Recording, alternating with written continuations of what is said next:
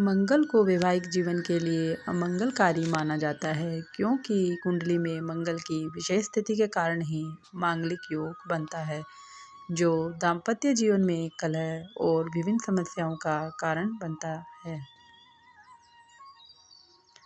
मंगल की शांति के लिए मंगलवार का व्रत और हनुमान जी की पूजा को उत्तम माना जाता है, लेकिन अन्य दिनों की अपेक्षा श्रावण मास के मंगल का विशेष महत्व है।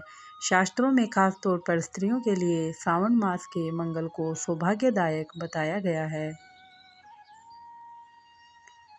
शास्त्रों के अनुसार जो नवविवाहिता स्त्रियां श्रावण मास में मंगलवार के दिन व्रत रखकर माँ मंगला गौरी की पूजा करती हैं, उनके पति पर आने वाला संकट टल जाता है और वह लंबे समय तक दाम्पत्य जीवन का आनंद प्राप्त करते हैं। आज यही शुभ व्रत है। इस व्रत से दोष की शांति कर सकते हैं और दाम्पत्य जीवन को खुशहाल बना सकते हैं।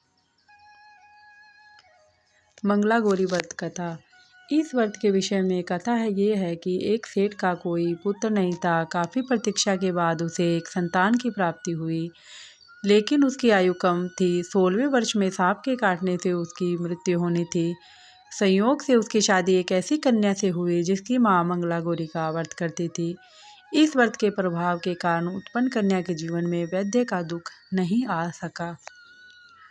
इससे सेठ के पुत्र की अकाल मृत्यु टल गई और वह दीर्घायु हो गया। इस व्रत की विधि के विषय में बताया गया है कि व्रत करने वाले को माता मंगला गौरी की प्रतिमा को सामने रखकर संकल्प करना चाहिए कि वह संतान, सौभाग्य और सुख की प्राप्ति के लिए मंगला गौरी व्रत रख रही है।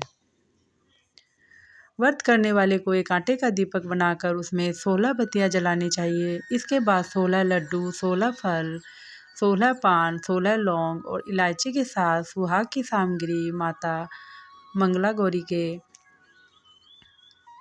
सामने रखकर उसकी पूजा करनी चाहिए। पूजा के बाद लड्डू सासू माँ को दे और शेष सामग्री किसी ब्राह्मण को दे। अगले दिन मंगला गौरी की प्रतिमा को नदी अथवा तालाब में विसर्जित कर दे। पुरुष क्या करें? ज्योतिष शास्त्र के अनुसार इस व्रत से मांगलिक योग का कुप्रभाव भी कम होता है। पुरुषों को इस दिन मंगलवार का व्रत रखकर भगवान शिव और माता पार्वती की पूजा करनी चाहिए।